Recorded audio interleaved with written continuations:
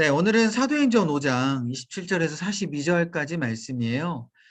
제가 드린 말씀, 그 가이드 지도 여러분들이 한번 인쇄해서 보시면 좋을 것 같고요. 큰 화면으로 보시면 더 좋을 것 같습니다.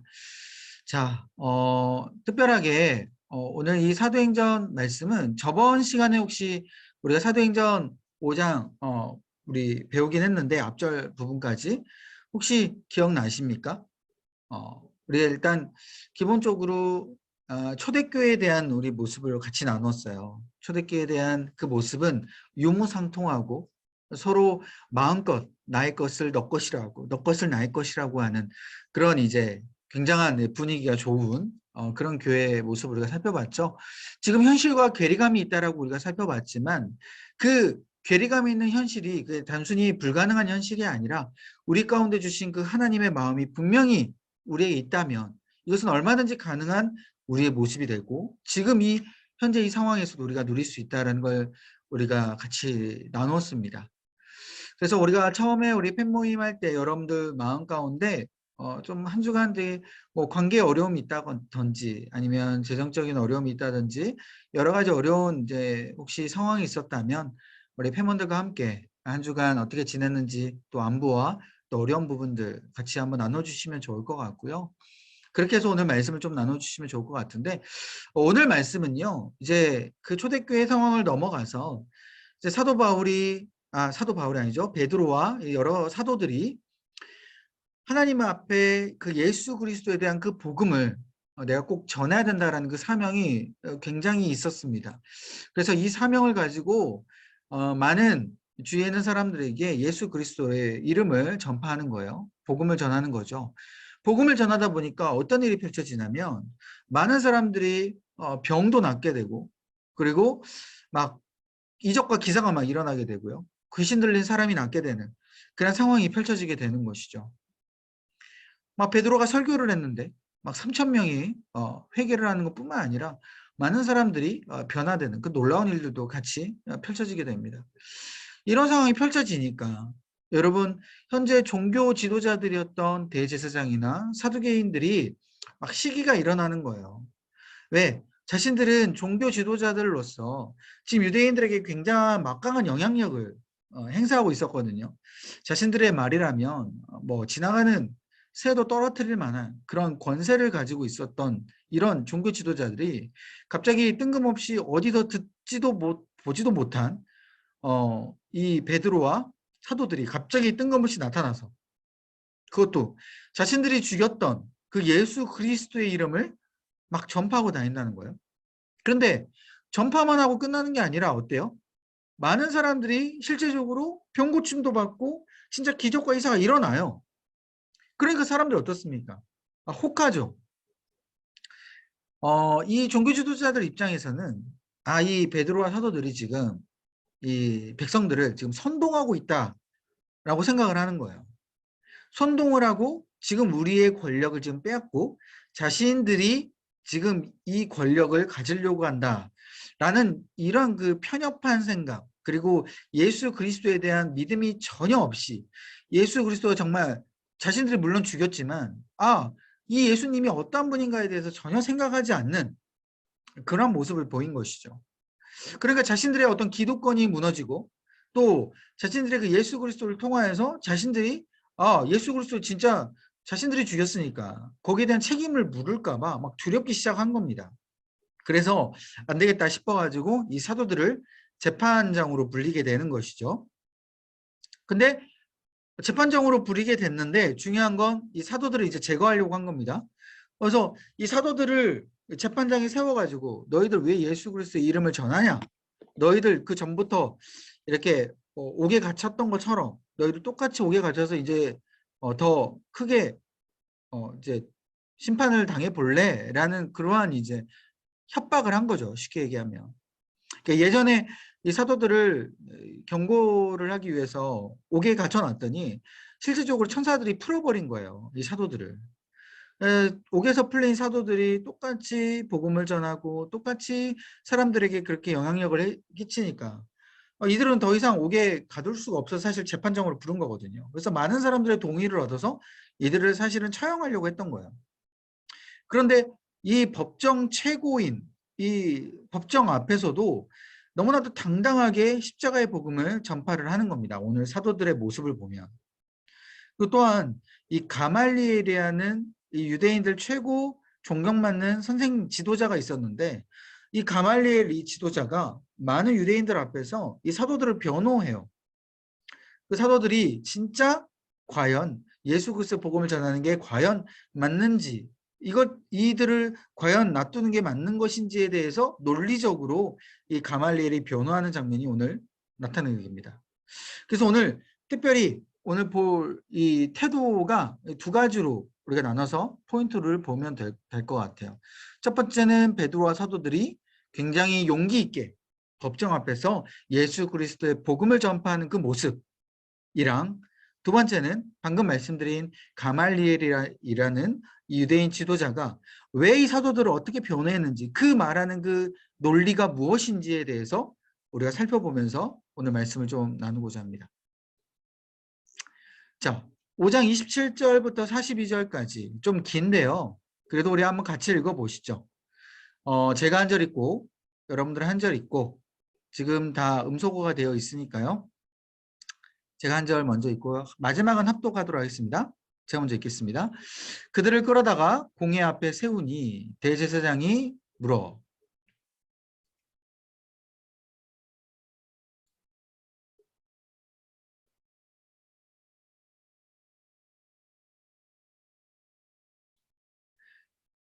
베드로와 사도들이 대답하여 이르되 사람보다 하나님께 순종하는 것이 마땅하니라.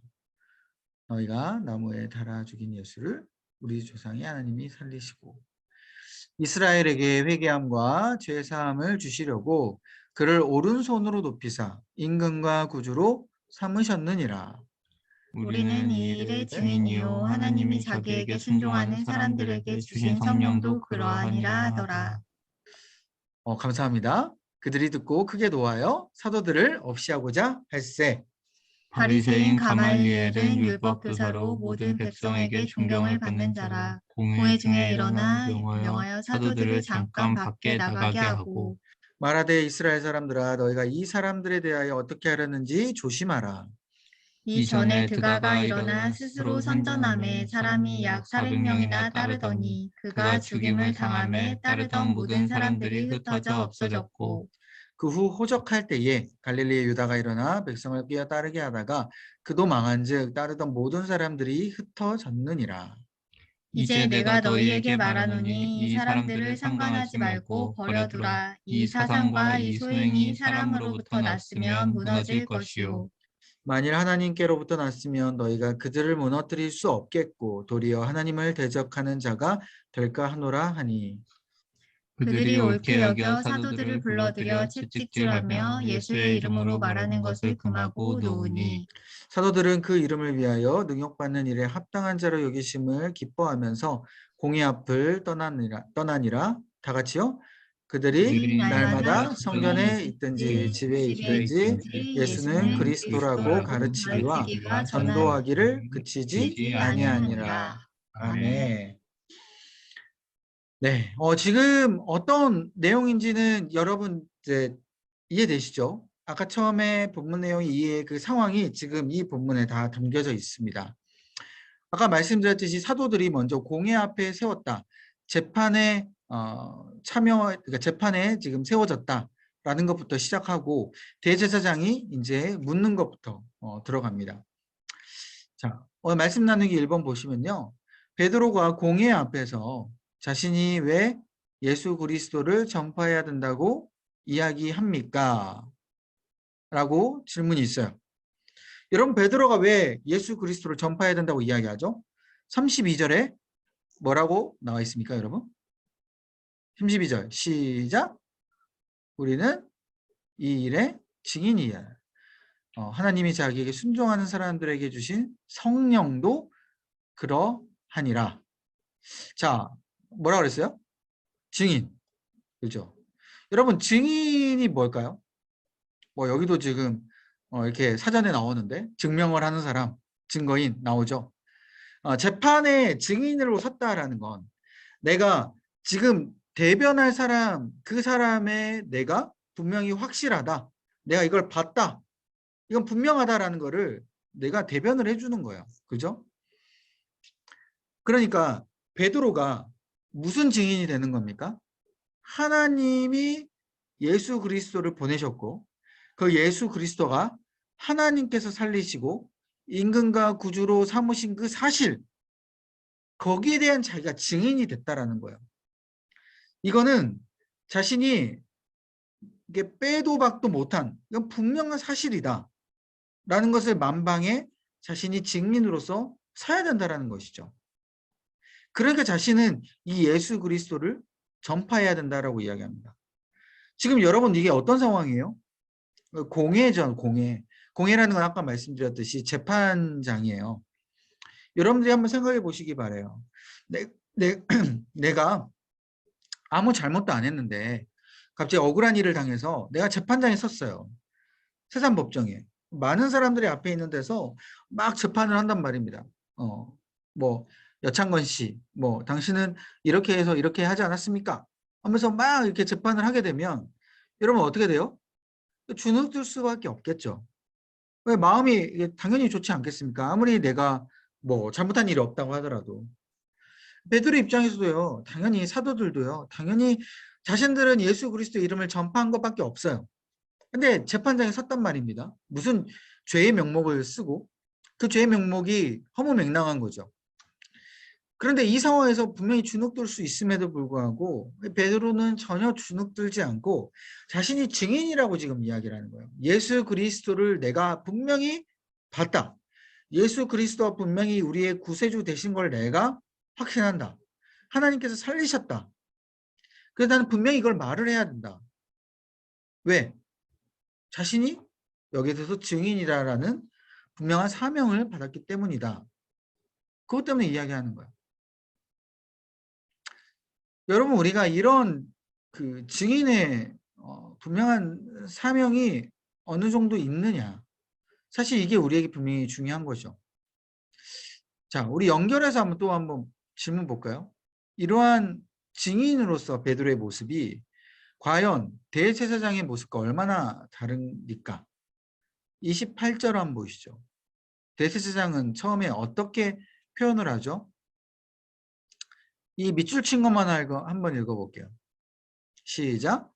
이 사람의 피를 우리에게로 돌리고자 함이로다.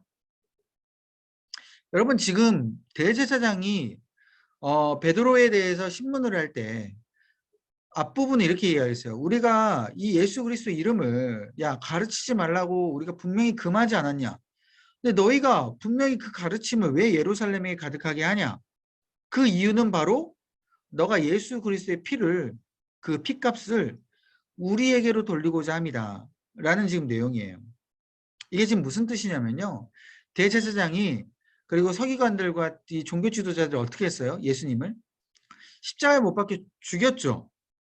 십자가에 못 박혀 죽였기 때문에 분명하게 이 고대 사회의 사람들의 생각은 뭐냐면 자신들이 분명히 죽인 것의 그 피값이 분명히 있다라고 생각을 해요. 분명히 이 사람이 죄를 지었다라고 확신을 해서 죽이긴 했지만 만약에 이 사람이 혹시나 우리가 잘못 판단해서 죽였다면 이 무고한 죄값의 피는 그 죽인 사람이 가져야 된다, 받아야 된다라는 그런 생각을 가지고 있었다는 것이죠. 자, 그래서 대제사장과 서기관들이 여러분들 잘 기억해 보세요. 성경 말씀 다 잘 아시죠? 처음에 예수님을 죽이려 할 때 누구 도움을 받았습니까? 가룟 유다의 도움을 받았어요. 그죠? 가룟 유다가 예수님을 팔았잖아요.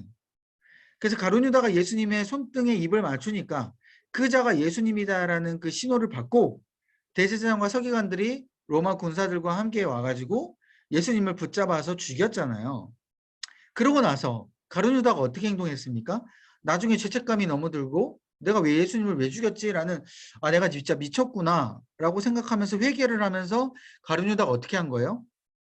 그 피값이라고 표현을 해요. 그 은 30을 가지고 예수님을 팔았던 그 은 30을 가지고 대제사장과 서기관들에게 찾아가가지고 어떻게 했습니까? 던지잖아요. 나는 이거 난 안 팔 거다. 난 예수님을 더 이상 팔지 않을 거다. 이미 팔아놓고 뭐 이상한 이야기를 하는 거죠. 근데 대제사장과 서기관들은 어떻게 이야기를 해요? 걷다 대놓고 아니다. 이 핏값은 네가 받아야 된다. 혹시나 예수님이 무고한 사람일 수 있기 때문에 이미 대제사장과 서기관들 알았죠. 예수님이 무고하다라는 걸 알았어요. 근데 단순히 정치적인 이유만으로 지금 죽인 걸 이미 본인들도 자신들이 아니까 그 무고한 죄를 지금 누구에 씌우는 거예요? 가룟 유다에게 씌우려고 했던 것이죠. 그래서 은 30을 안 받은 거예요. 그래서 그 은 30을 어떻게 했어요? 나중에 핏값으로 아겔다마라고 해가지고 가룟 유다가 자살하고 난 그 밭을 따로 그 30으로 산 거예요. 은 30으로. 왜 이렇게 그 표정들이 다 이러시죠? 처음 듣는 이야기신가요? 아니시죠? 그러니까 대제사장과 서기관들의 지금 마음은 뭐예요? 자신들이 지금 책임지기 싫다는 거예요. 예수님을 죽인 그 무고한 핏값을 우리가 지금 받기 싫다. 그런데 이 베드로와 사도들이 지금 자신들에게 이 핏값을 지금 돌리려고 왜? 예수님이 진짜 구세주고 진짜 죄가 없으신 분이 확증이 된다면 사람들이 그렇게 다 믿고 선동을 해서 이제 사람들이 다 예수님을 따른다면 지금 그 핏값에 대한 죄값은 누가 치러야 돼요? 대제사장과 서기관들이 지금 치러야 되잖아요. 그죠? 그렇게 되니까 자신들의 기득권과 자신들의 이 모든 이득 그리고 자신들이 받아야 될 이 모든 죄값이 너무 무서운 거죠. 그리고 놓기 싫은 겁니다. 이 기득권을. 그래서 이 베드로와 이 사도들을 자신들이 꼭 정치적인 범죄로 만들어서 이들을 죽이려고 하는 것이죠. 그래야지만이 자신들이 살 수 있으니까. 그러니까 이거는 너가 죽냐 내가 죽냐의 문제예요. 지금. 단순히 예수님의 복음을 뭐 이렇게 전하라 전하지 말라 이런 차원이 아니라 지금 네가 죽냐 내가 죽냐의 차원인 거죠. 이 대제사장과 서기관들의 문제는. 여러분 이해되세요? 여러분들이 어때요? 회사나 뭐 이런데 나의 이득과 또 나의 이런 여러 가지 좀 뭐 이권이 걸려 있을 때 우리가 민감해질 수밖에 없잖아요. 이것은 내가 죽냐 너가 죽냐 약간 이 문제 차원으로 우리가 가버리면 둘 중에 하나 뭐 퇴사를 해야 되냐 말아야 되냐 뭐 이 차원까지 가버리면 우리는 이제 당연히 민감해질 수밖에 없겠죠. 그러니까 대제사장과 서기관들은 단순히 예수님을 그런 구세주로 바라본 게 아니라 자신들의 이득, 권위, 그리고 사느냐 죽느냐 이런 차원으로 지금 접근했다라는 겁니다. 그런데 베드로는 그런 게 지금 자신이 죽는 게 지금 중요한 게 아니에요. 자신이 설마 복음을 전하다가 죽는다고 하더라도요. 뭐가 더 중요한 거예요? 예수님이 더 중요한 거죠. 복음이 더 중요한 거예요. 이게 얼마나 극명하게 대제사장과 베드로의 모습이 다른지 우리가 한번 생각해 봐야 된다는 것이죠. 그래서 밑에 보시면 이 베드로에게 가장 중요한 건 뭐냐면 예수님이 구주가 되시고 사람들에게 이 예수님을 전하는 게 너무 중요한 거예요. 이 사명 자체가 자신에게는 너무나도 가장 우선순위였다는 겁니다. 여러분 우리가 사람을 두려워하고 환경을 두려워하는 이유 중에 첫 번째가 뭐냐면 우리가 하나님이 가장 우선순위 안 될 때 우리가 두려움이 몰려오게 되어 있어요. 우리가 단순히 눈에 보이지 않는 하나님, 우리가 생각하기는 어려울 수 있죠. 그 하나님을 우리가 믿는 게 때로는 힘들 수도 있습니다. 그런데 두려움이 생길 수도 있겠지만 우리가 그 두려움이 생기고 사람이 굉장히 무서워지고 또한 그 가운데 흔들리게 될 때 우리가 가장 먼저 생각해 봐야 될 게 뭐냐면 지금 내 마음 가운데 중심 가운데 과연 하나님을 가장 우선순위로 내가 믿고 나아가고 있는가? 이거를 우리가 한번 떠올려 봐야 된다는 거예요. 내가 하나님을 더 두려워하고 있는가? 내가 하나님 앞에 떳떳하다면 내가 하나님 앞에 정말 내가 믿음으로 나아가고 있다면 여러분 우리가 사람을 두려워할 필요 없는 거잖아요. 그죠? 우리가 하나님 앞에 순종하는 것 자체가 우리에게는 진짜 하나님이 우리를 지켜주실 것이고 우리를 보호하실 것이다. 결국 우리의 모든 것들은 하나님이 책임져 주신다라는 거예요. 설사 베드로는 어떤 생각까지 가졌냐면 자신의 안위는 하나님보다 더 중요하지 않다라고 생각을 했어요. 자신이 설사 죽는다고 하더라도요. 나는 하나님의 예수 그리스도의 복음을 전할 것이다. 이 사명을 가지고 나아갔다는 것이죠. 하지만 대제사장은 자신의 권력 그리고 자신들이 몰락할까 봐 여기에 대해서 그냥 두려워한 것이죠. 자, 적용과 묵상 보시죠. 사람들의 인정과 나의 이익보다는 하나님의 사명이 더 중요하고 하나님께 순종함이 더 중요하다라는 겁니다. 나에게 하나님의 사명과 순종을 더 생각한다면 다른 것들이 두려울 것이 분명히 없다라는 것이죠. 분명 성령님이 함께 하셔서 이 모든 상황을 역전시킬 것이다. 우리가 이 믿음을 가져야 돼요. 이 믿음. 그리고 더 나아가자면 우리가 베드로처럼 설사 이 상황이 역전 안 된다고 하더라도요. 이 상황이 제가 적지는 않았지만 이 상황 자체가 하나님께서 계획하신 그 계획 아래 있음을 우리가 분명 믿는 믿음까지도 나아가야 돼요. 우리가 이 모든 상황이 하나님이 허락하신 상황이지 않는가. 이 모든 계획이 하나님의 계획이지 않는가. 때로는 뭐 사단이 공격할 수 있어서 그렇게 우리가 무너질 수 있겠지만 여러분 분명한 건 사단의 공격도요. 하나님의 허락하심 안에 있다는 사실을 여러분들이 기억하시기 바랍니다. 왜? 우리는 하나님의 자녀이기 때문에 그 누가 우리를 건드릴 수 없어요. 근데 하나님이 허락하시면 우리 가운데는 분명히 하나님의 뜻으로 우리는 공격당할 수도 있는 거예요. 그 시험도 당할 수 있는 거고. 근데 그게 하나님의 허락하심 안에 있기 때문에 우리는 안전한 것이죠. 능히 이길 수 있는 거예요. 말씀에 뭐라고 합니까? 감당할 시험밖에 하나님께서 주시지 않는다라고 분명히 말씀하셨잖아요. 그죠? 우리가 그 사실을 우리가 기억한다면요. 우리가 이것들을 두려워할 필요가 없다는 겁니다. 그래서 나눔, 사람들로 인하여 우리가 주눅들 그런 상황이 혹시 있었는지, 두려움이 혹시 있었는지, 그때 나의 부족한 모습이 어떠한 모습이었고 좀 연결해서 내가 어떻게 대처를 했는지 그러한 부분이 있었다면 같이 좀 나눠주시고요. 뭐 사람뿐만 아니라 뭐 환경도 포함되는 것 같아요. 내가 이런 상황을 맞닥뜨렸을 때 좀 많이 두려워했다. 또 특별히 요새 또 코로나가 많이 있지 않습니까? 또 코로나 가운데 내가 또 마음 가운데 좀 두려워하는 마음이 혹시 있진 않았는지 뭐 이런 여러 가지 부분들을 여러분들이 한번 나눠주시면 좋을 것 같고요. 내가 당당해져야 될 부분들 한번 같이 느끼신 부분이 있다면 나눠주시고요. 자, 관찰 2번 한번 보시죠. 2번 질문 한번 같이 읽어볼까요? 시작. 가말리엘은 사도들을 정죄하는 지도자들에게 무엇이 중요하다고 이야기합니까? 자, 39절 뭐라고 나왔죠? 가말리엘은 뭐라고 지금 이야기합니까? 자, 38절 하반절부터 사실 읽으면 좋겠는데 보시면 이렇게 나와 있어요. 이 사상과 이 소행이 하나님으로부터 났으면 무너질 것이요. 만일 하나님께로부터 났으면 너희가 그들을 무너뜨릴 수 없겠고 도리어 하나님을 대적하는 자가 될까 하노라 라고 이야기하죠. 지금 가말리엘은 어떤 사람이냐면 지금 재판장에서 전혀 뜬금없이 이야기하는 사람은 아닙니다. 가말리엘은 어떤 사람이었냐면 많은 유대인들에게 인정받고 존경받았어요. 여러분이 잘 알고 있는 사도 바울도요. 이 가말리엘의 문화생이었습니다. 가말리엘로부터 말씀도 배우고 율법도 배웠던 그런 유대인 중에 유대인. 그래서 많은 유대인들이 존경했던 사람이 바로 이 가말리엘이었어요. 그래서 지금 같으면요. 이 서울대 약간 교수쯤 유대인들에게는 서울대 교수쯤 되는 사람이 바로 이 가말리엘이었어요. 그런 사람이 재판장에서 이야기를 한 거죠. 뭐라고 이야기한 거예요? 하나님으로부터 난 모든 것들이 중요하다. 사람으로부터 났으면 분명히 이 사도들이 전한 예수님은 분명히 역사심이 없을 거고 망할 거고 분명히 하나님으로부터 난 예수님이라면 그래서 이 예수 그리스도가 전파되는 게 하나님으로부터 분명히 받는 사명이라면 어때요?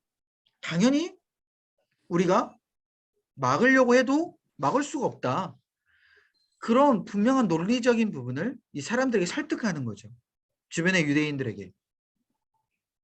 자, 그러니까 하나님으로부터 나지 않으면요. 처음에는 막 잘 되는 것처럼 보여요, 사실은. 막 선동당하는 사람들이 많고요. 뭔가 좋게 보이니까. 그런데 중요한 건 뭐예요? 그 끝은 좋지 않아요. 결국 우리의 삶을 보잖아요. 하나님으로부터 우리가 나지 않았던 여러 가지 우리의 욕심, 우리의 생각들 이런 것들이 어때요? 그 끝이 좋지 않음을 우리가 알 수가 있어요. 그죠? 물론 우리가 그거를 통하여서 하나님의 계획 아래 우리가 분명히 우리가 허락하셨으니까 우리를 깨닫게 하시려고 하나님은 허락하신 거지만 이게 처음부터 하나님이 허락하시지 않는 것들을 우리가 마음대로 행하고 또 우리 욕심대로 우리의 뜻대로 막 하게 되면 그 끝은 좋지 않다라는 것을 우리가 분명히 깨닫게 되는 겁니다. 가말리엘이 바로 그것을 지금 이야기하고 있는 거예요. 그러니까 유대인들은 어떻게 느껴지는 겁니까? 존경받는 가말리엘이 이야기를 하고 또 가만히 듣고 보니까 이게 맞는 이야기예요. 어떤 근거로 가말리엘이 이런 얘기를 했냐면 그냥 단순히 이 내용을 한 게 아니라 밑에 보시면 이 드다와 유다라는 이 두 사람의 예전에 있었던 이야기들을 지금 논거로 제시를 해주고 있는 거예요. 자, 드다는 어떤 사람이냐면 옛날에 요단강을 여호수아처럼 자기가 가를 수 있다. 400명을 선동을 하는 거예요. 그래서 요단강에 막 데려갑니다. 근데 실제적으로 요단강을 갈라요, 못 갈라요? 못 가르죠. 그러니까 로마 총독 파두스라는 이 로마 총독이 군대를 파견해가지고 군중도 죽이고요. 막 드다를 체포하는 거예요. 결국 드다가 망했어요. 그 얘기를 지금 가말리엘이 하고 있는 거예요. 야, 처음에 400명이라는 사람이 선동당해서 굉장히 잘 된 것처럼 하나님으로부터 나온 것처럼 이야기했는데 결국은 요단강을 갈라냐 못 갈라냐. 그리고 결국 그 끝은 어떻게 됐냐 라고 이야기해 주는 거고요. 유다도 마찬가지예요. 이 유다라는 사람도요. 로마 정부에 맞서서 세금 반란을 일으키고 사람들을 선동해서 자, 우리 로마를 이길 수 있다. 분명히 하나님께서 로마를 무너뜨리도록 나에게 이야기하셨다. 라고 말도 안 되는 이야기를 이 유다가 했던 거예요.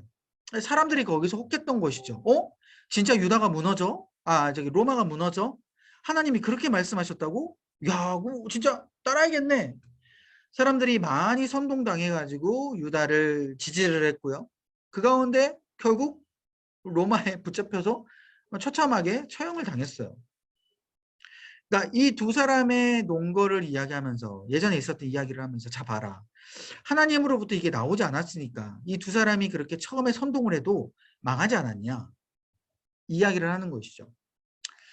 자, 그래서 다시 위에 보시면 지금 단순히 우리 눈에 보일 때에 성공하는가 실패하는가 이 눈에 보이는 것, 지금 당장 보이는 것 이게 우리에게 때로는 중요하게 보일 때가 있어요. 그런데 우리가 이 보이는 결과로 판단하는 것이 아니라 우리가 어때요? 진짜 이것을 하나님께서 인도하시는 건가? 하나님으로부터 나왔는가? 여기에 우리가 초점을 맞추고 우리가 흔들리지 않고 우리가 기도로 믿음으로 나아가야 됨을 분명히 이 가말리엘의 말을 통해서 우리가 알 수 있는 것이죠. 여러분, 우리에게 뭐 어떤 일을 하든지 간에 처음은 안 될 수가 있어요. 그리고 처음에 뭐 잘 될 수도 있어요. 근데 지금 당장 눈에 보이는 그것들로 인해서 우리가 혹하면 안 된다라는 겁니다. 여러분, 우리가 지금 그 눈에 얼마나 우리 분별함이 있는가? 이 적용과 묵상 봐보세요. 우리 여러 가지 눈에 좋아 보이는 것들을 우리가 얼마나 그 분별할 수 있는가? 이거를 놓고 우리가 같이 기도를 해야 돼요. 하나님, 내 그 안목에, 내 식견에 정말 하나님께서 나오는 것들을 내가 보게 하여 주옵소서. 내가 그 분별하게 하여 주옵소서. 내가 이것을 그냥 단순히 실패해서 다시 하나님으로부터 돌아온 그런 멀리 돌아가는 길로 가지 않게 하여 주시고 온전히 직진으로 하나님께서 주시는 것들을 내가 경험하고 내가 받게 하여 주옵소서. 이것을 여러분들이 같이 기도를 해야 된다는 겁니다. 특별히 여러분들 분명 다른 사람에게는 맞을 수도 있어요. 저 사람 보니까 이게 너무 좋아 보이더라. 근데 그 사람에게는 이게 하나님께서 허락하신 것, 주시는 놀라운 축복일 수 있는데 나에게는 이게 또 아닐 수도 있다는 것이죠. 그래서 뭔가 사람들과 비교하면서 저 사람에게 주신 것들이 너무 하나님께서 주신 거기 때문에 나에게도 똑같이 주시겠지라는 그런 어떤 비교의식 가운데 함부로 판단하는 게 아니라 나에게 주신 그 하나님의 은혜, 나에게 주신 하나님의 축복, 이것에 대해서 판단할 수 있는 그런 분별함, 그것들이 우리에게 분명히 필요하다라는 겁니다. 그랬을 때 하나님께서 나에게 주신 좋은 것을 분별하고 나서는 우리가 그 기도 가운데 하나님께서 역사하신다라는 거예요. 나눔. 그래서 여러분 순간 좋아 보여서 혹한 마음에 나중에 후회한 적이 혹시 있으신지. 뭐 작게는 물건을 사는 것부터 해가지고 크게는 뭐 직업의 선택, 그 여러 선택하는 것들, 이런 것들에 있어서 혹시 나를 혹하게 만들고 판단력을 흐리게 만드는 그런 약점들도 혹시 여러분들 가운데 있었는지 같이 좀 나눠주시면 좋을 것 같습니다. 그래서 내가 좋아 보이는 것들, 혹해 보이는 것들이 무엇인지를 잘 알아가는 시간도 좀 필요하다라는 것이죠. 자, 결론입니다. 나에게 있어서 하나님의 사명과 순종을 가장 소중한 것으로 받아들이도록 기도가 우리에게 필요해요. 예. 지금 나에게 가장 중요한 게 무엇인가? 내가 이것을 진정으로 원한다면 사람들과 환경의 비교의식을 가지고 살아가는 것이 아니라 지금 당장 보이는 것들에도 혹하는 것이 아니라 하나님을 향한 마음으로 당당하게 나아갈 수 있음을 여러분들이 기억하시기를 바랍니다. 기도하겠습니다. 하나님, 우리 가운데 하나님을 믿는 굳건한 믿음으로 또 담대한 마음으로 나아갈 수 있게 하여 주옵소서. 때로는 사단이 우리 가운데 사람들을 통하여서 또한 여러 환경을 통하여서 흔들리게끔 만듭니다. 더 좋아 보이게끔 만들고 세상의 것이 아버지 더 잘 나가게끔 보이게끔 하고 또한 내 자신을 돌아봤을 때 초라하게끔 만드는 그 사단의 유혹과 아버지 그 사단의 아버지 혹함 그 시험 가운데 우리가 흔들리지 않게 하여 주시고 오히려 우리가 베드로처럼 당당하게 선포하게 해주시고 예수 그리스도의 복음을 선포하게 해주시고 내가 예수 그리스도 안에 있음을 선포하게 해주시고 예수 그리스도의 그 은혜 안에 있음을 당당하게 믿고 입술 가운데 고백으로 나아갈 수 있는 우리의 모습 되게 하여 주옵소서.